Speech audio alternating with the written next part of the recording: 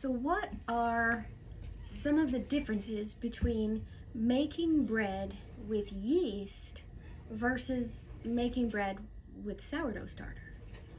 A lot of people get very confused on how this works, but really it's the same bread method. The difference is the sourdough takes much longer for the bread to rise, as in hours, right? Sometimes days, compared to your yeast, where you could have your bread rising in an hour, 30 minutes, depending on the temperature and how much yeast you put in it. So it's going to take a lot longer, but the benefit of that is all the good probiotics. It's going to break down some of the gluten and make the bread more digestible. It's going to make it better for blood sugar levels.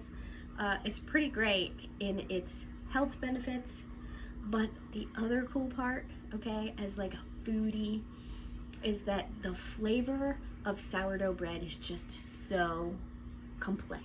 It's so amazing. And you think, oh, this Italian yeasted bread is just super soft and so delicious. And then you make it with the sourdough, and that crust is so mouthwateringly good that I never want to go back. It's just so good. Look at those muscles. So it takes a lot longer. In terms of the rise, right? I see. In terms of the rises, there are two rises in the bread method. One is the bulk fermentation, or the first rise, and the second is the shaped rise, also known as proofing. Both of those rises will take longer with sourdough than with yeast. Typically during the first rise, people want to, you let your bread dough double in size, you push your finger in, and your finger should stay indented, right, in the dough. You don't want to see the dough deflate, but you also don't want to see the dough spring back quickly. It should just kind of hang out there. And that's how you know you're done with the first rise.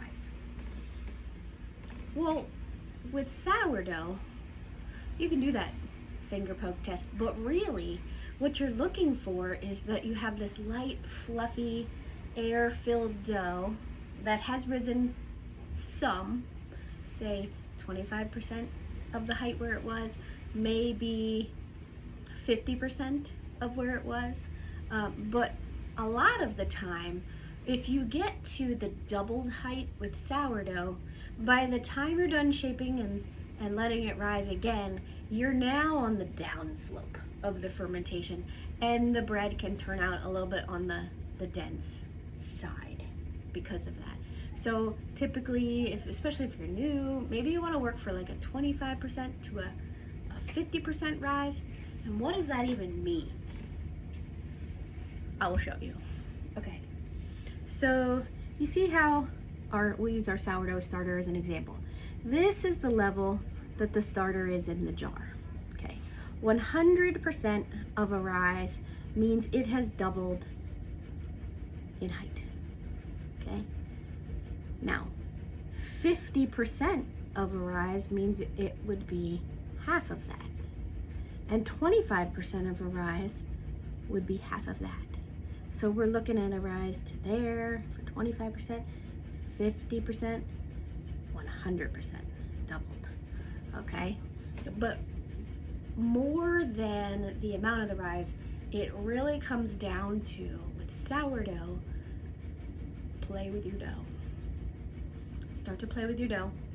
You're not just looking for it to rise, you want it to be light and fluffy and have air in it, not just be dense like it was when you first started working with it. Okay, that's all for now. Don't forget, everything's better when you just mill it.